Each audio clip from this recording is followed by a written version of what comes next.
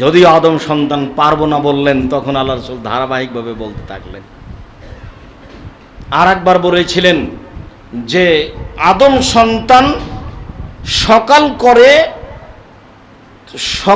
করে তাকে দান করতে হবে, সকাল করেই তাকে দান করতে হবে। তখন সাহাবীগণ বললেন, এটা যদি সম্ভব না হয়, তাহলে সম্ভব না হলে মানুষের বাড়িতে কাজ করবে, কাজ করে যেটা পেয়েছে মজুরি সেটা থেকে দান করবে।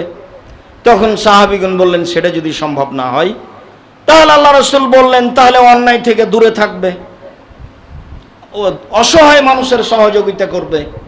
তখন সাহাবীগণ বললেন, এটা যদি না পারে, তখন আল্লাহ রাসূল বললেন, নিজেকে পাপ থেকে ঠেকিয়ে রাখবে, এটাই হলো দান। মানে সিরিয়াল নিচে নামতে লাগলেন। সম্মানিত মসজিদের মুসল্লি, বলছিলাম অত্র হাদিসে রাসূল সাল্লাল্লাহু আলাইহি ওয়াসাল্লাম শেষ বাক্য বললেন যে যদি রাস্তা থেকে কষ্টদায়ক জিনিস সরাতে না পারে, তাহলে আয়ারকা রাকাতা জোহা, চাস্তের 2 রাকাত সালাত আদায় করলে প্রত্যেক জোড়ের বিনিময়ে যত নেকি হয় তত নেকি হবে। এক, মসজিদ পরিষ্কার, তত নেকি। 2, রাস্তা থেকে কষ্টদায়ক জিনিস সরিয়ে দেওয়া, তত নেকি। 3, কিছুই পারলাম না, তাহলে 7টা, 7:30, 8টা, 8:30 এরকম সময়ে 2 রাকাত সালাত আদায় করলাম, সব মিলে যত নেকি হয় 2 রাকাত চাস্তের সালাতে তত নেকি হয়। 1, চাস্তের সালাত 8 রাকাত, 2, চাস্তের সালাত 4 রাকাত, 3, চাস্তের সালাত 2 রাকাত। আমরা আমাদের আলোচনার শেষের দিকে চলে এসে বলছি, এইবার সলাতুল হাজাত, প্রয়োজনীয় সলাত। প্রত্যেকটা মানুষের প্রয়োজন আছে, প্রত্যেকটা মানুষ কিছু না কিছু বিপদগামী। যখনই বিপদ তার উপরে চলে আসে, তখন তাকে 2 রাকাত সালাত আদায় করে তার কথাটি তাকে বলতে হবে।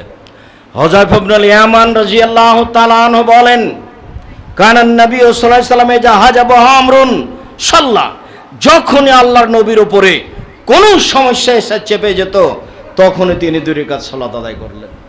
এটা ছিল তার নীতি। 2 রাকাত সালাত আদায় করতেন সমস্যা এসে চেপে গেলেই, যে কোনো সমস্যা। এটা আপনার ছেলে মেয়ে, নাতি নাতিন একজন কেউ বলছে হারিয়ে গেছে, কোথায় পাওয়া যাবে, কোথায় পাওয়া যাবে, আপনি 2 রাকাত সালাত আদায় করে নেওয়ার পরে খুঁজতে বের হন।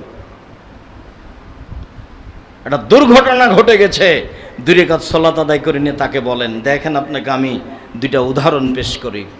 সবার জানা আছে, ইব্রাহিম আলাইহিস সালাম তার স্ত্রী সারাকে নিয়ে এক এলাকায় প্রবেশ করলেন। এলাকায় ছিল স্বৈরাচারী শাসক। স্বৈরাচারী শাসককে বলা হলো, আপনার এলাকায় এক লোক প্রবেশ করেছে, তার সাথে একজন মহিলা রয়েছে, সে মহিলা আরব ভূখণ্ডের সবচেয়ে সুন্দরী। জিজ্ঞাসা করে দেখা গেল যে সেটা তার বোন। তিনি বললেন, এটা আমার বোন।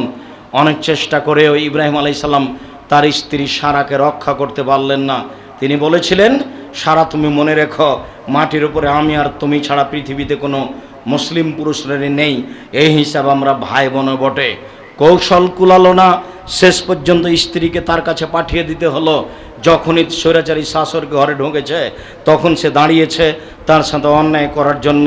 সারা বললেন, থামেন, আগে অজু হবে, 2 রাকাত সালাত হবে, তারপর কথা। তিনি অজু করলেন, 2 রাকাত সালাত আদায় করলেন। 2 রাকাত সালাত আদায় করে বলছেন, আল্লাহুম্মা, হে আল্লাহ, ইন কুনতা তাআলাম, তুমি যদি জেনে থাকো, আমানতু বিকা ওয়া রাসূলিকা, আমি তোমাকে বিশ্বাস করি, তোমার রাসূল ইব্রাহিমকে বিশ্বাস করি। আমি ইব্রাহিমকে স্বামী বলছি না, আমি বলছি ইব্রাহিম নবী। আসান্ত ফারজিল্লাহ জাওজি, আমার জিন্দেগিতে আমি কোনোদিন অশ্লীল কাজ করিনি। আমার স্বামী ছাড়া আমার লজ্জাস্থান পৃথিবীর কোনো মানুষকে ব্যবহার করতে দিনি। যদি আমার কথা 3টা সত্য হয়ে থাকে, ফালা তুসাল্লি তালায়াল কাফেরা, তাহলে নির্জনে কাফের জন্য আমার গায়ে হাত লাগাতে না পারে। কথা শেষই হয়নি, স্বৈরাচারী শাসক অজ্ঞান হয়ে পড়ে গেছে। হাদিস তো বুখারী মুসলিম। সালাতুল হাজা, প্রয়োজনীয় বিপদের সালাত। যখন আমি আলোচনার এই পর্যায়ে আসি, তখনই আমার মুসা আলাইহিস সালামের ওই কথাটা মনে পড়ে। যখনই আমি সালাতের এই পর্যায়ে আসি, তখনই মুসা আলাইহিস সালামের সেই কথাটি মনে পড়ে। মুসা আলাইহিস সালামের সঙ্গী সাথী বললেন, যখন সামনে সাগর, পিছনে ডানে বামে ফেরাউন, তখন মুসা আলাইহিস সালামের সঙ্গী সাথী বলেছিলেন, ইন্নাল্লাহ মুদরাকুন, আমরা বন্দী, আমরা আটকা পড়েছি। তখন মুসা আলাইহিস সালাম বলেছিলেন, কাল্লা, কখনো নহে, অসম্ভবত হতে পারে না, ইন্না মায়া রাব্বি, আমার সাথে আমার প্রতিপালক রয়েছেন, সায়াহদিনী, তিনি আমাকে পথ দেখাবেন। কিভাবে পথ হতে পারে এই কথা মুসা আলাইহিস সালামের জানা ছিল না, তবে তার দৃঢ়তা ছিল যে ফেরাউন আমাকে ধরতে পারে না। সারার দৃঢ়তা ছিল যে স্বৈরাচারী শাসক আমার গায়ে হাত লাগাতে পারে না। সত্যই যদি আল্লাহ সত্য হয়, তার মানে আমার ঈমান সত্য। সত্যই যদি নবী ইব্রাহিম সত্য হয়, তার মানে আমার ঈমান সত্য। সত্যই যদি আমি কোনোদিন জেনা না করে থাকি, কথা তিনটে যদি সত্য হয়, তাহলে স্বৈরাচারী শাসক আমার গায়ে হাত লাগাতে পারে না, এটাও সত্য। এর নাম সলাতুল হাজা, প্রয়োজনীয় সলাত। খুব ভালো জানেন, আবু হুরায়রা রাদিয়াল্লাহু তাআলা আনহু বলেন, লাম ইয়াতাকাল্লাম ফিল মাহাদি ইল্লা সালাসা, কোলে মাত্র 3 জন মানুষ কথা বলেছিল দুধ খাওয়া অবস্থায়, তার মধ্যে একজন ছিলেন ঈসা। হাজার হাজার বছর আগে একটা ঘটনা ঘটেছিল। জোরাইজ নামে একটা লোক গির্জা ঘরে ইবাদত করছিল। ইবাদত করাকালীন তার মা আসলো, এসে তাকে ডাক দিল। জোরাইজ বলল, আমি কথা বলবো মায়ের সাথে না সলাত আদায় করব। ভাবতে ভাবতে দেরি হয়ে গেছে। তখন মা বদদুয়া করে ফেললেন। মা বললেন, আল্লাহুম্মা লা তুমি তুরে ওজুহাল মুমিসাত, আল্লাহ তুমি ছেলের মরণ দিও না যতদিন পর্যন্ত ও একটা অবৈধ পতিতালয়ের মহিলার মুখ না দেখেছে, একটা দুর্ঘটনায় না পড়েছে, ততদিন পর্যন্ত তুমি তার মরণ দিও না। বদদুয়া করে মা চলে গেলেন। যেতে না যেতেই ফাতার রাজাতালাহু একজন মহিলা সামনে আসলো, ফাতাকাল্লামাতু, তার সাথে কথা বলল। ফাবা, তিনি জেনাকে নাকচ করলেন। ফাতাতির রাইয়া মহিলা একজন রাখালের কাছে আসলো। ফাম কানাথু, তাকে জোর করে চেপে ধরে তার সাথে জেনা করলো। ফাওয়ালাদাত গোলামান, একটা বাচ্চা জন্ম দিল। ফাকালাত হুয়া মিন জোরাইজ, বলে দিল মহিলা, এই বাচ্চাটি জোরাইজের। ফাতাহু, গ্রামবাসী জনগণ তার গির্জাঘরের পাশে আসলো। ফাকাসসারহু, গির্জাঘরকে ভেঙে খান খান চৌচির করে দিল। ওয়ানজালাহু, তাকে টেনে হেঁচড়ে রাস্তায় নামিয়ে দিল। অসাব্বুহু, অকথ্য ভাষায় গালি দিল। ফাতাওয়াজ্জা, তিনি উঠলেন, ওযু করলেন, 2 রাকাত সালাত আদায় করলেন। 2 রাকাত সালাত আদায় করার পরে ফাতা আস-সাবিয়ে, বাচ্চার নিকটে আসলেন। ফাতা রাইয়ে, ওই বাচ্চার নিকটে এসে তিনি বললেন, মান আবুকা, দুধের বাচ্চা, বলো তো তোমার বাপকে। দুধের বাচ্চা বলল, আবি আর রাই, আমার বাপ হচ্ছে রাখাল। কালো জনগণ বললেন, আপনি সমাতাকা বিজধাবে, আপনার এই গির্জা ঘরকে স্বর্ণ দিয়ে বানিয়ে দিব। জোরাইজ বলেন, লাইল্লাবি 3, না, মাটি দিয়ে বানাতে হবে, যাহাই ছিল তাহাই করিতে হইবে।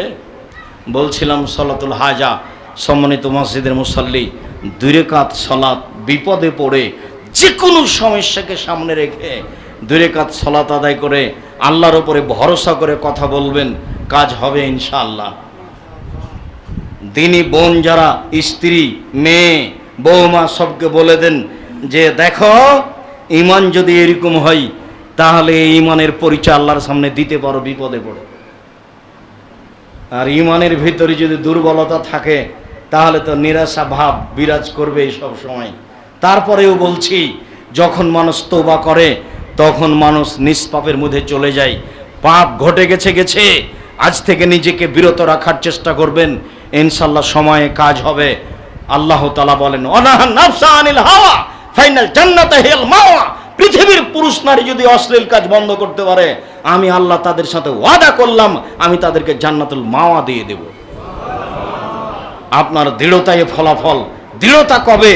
আফজালুল মুজাহিদ মা ইউজাহিদু নাফসাহু, সবচেয়ে শক্তিশালী জিহাদকারী ওই যে আত্মার বিরুদ্ধে জিহাদ করে, সশস্ত্রে মুখামুখি জিহাদ করে, সে সবচেয়ে শক্তিশালী মুজাহিদ নয়। যে আত্মার বিরুদ্ধে জিহাদ করে সেই শক্তিশালী মুজাহিদ। বের হওয়ার পরে মনটা চাচ্ছে বিড়ি সিগারেট খেতে, আপনি কি মুজাহিদ? আত্মার বিরুদ্ধে জিহাদ করতে পারেন? বের হওয়ার পরই আপনার হাতে বড় মোবাইল আছে, দিন রাত ল্যাংটা মেয়ে নাচে, একেবারে মোবাইল একটা জাদু, মনে রাখবেন, মোবাইল ও জাদু। রাত পার হয়ে যাচ্ছে, অন্যায়ের সাথে ব্যস্ত হয়ে দিন কাটাচ্ছে, আপনি আত্মার বিরুদ্ধে জিহাদ করতে পারেন? আজ থেকে আর এতে হাতই দিবেন না। মোবাইল না হলেই চলে, এরকমই সিদ্ধান্ত নেবেন, তাহলে আপনার জন্য পথ সহজ হয়ে যাবে।